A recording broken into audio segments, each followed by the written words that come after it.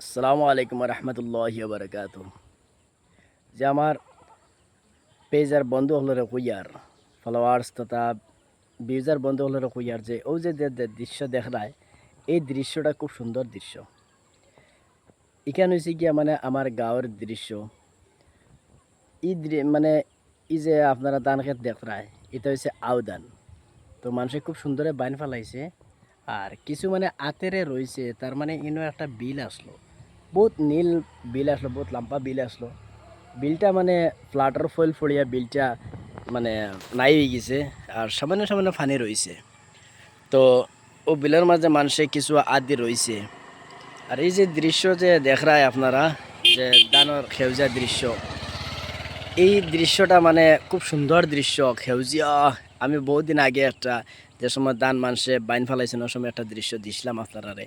তো বাদে কইছিলাম যে দান বড় হওয়ার বাদে সেউজিয়া পতার আমি একটা দৃশ্য দিমু। ও আজকে আপনারা দিই আর ভিডিওর মাধ্যমে দিয়ে উপস্থাপন করছি, যে দৃশ্যটা আপনারা দেখুন।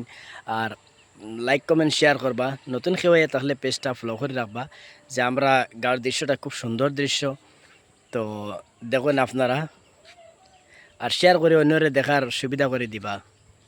খুব সুন্দর দান হয়েছে, দোয়া করবা মাশাল্লাহ, খুব সুন্দর দান হয়েছে। তো এটার দান মানে বিঘার মাঝে 14-15, মানে ওলাও দান বিঘাত আই যায়, 18 মন করেও আই যায়।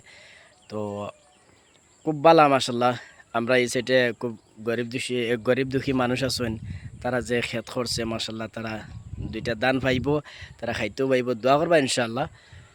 তো সেউজীয়া পাতাটা খুব সুন্দর লাগে।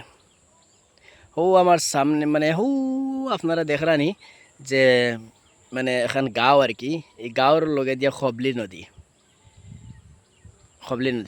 যেহেতু ফ্লাড করে, এই জায়গায় কেন পুরো সাদা হয়ে যায়, পুরো সাগর হয়ে যায়। তো আপনারা দেখুন দৃশ্যটা।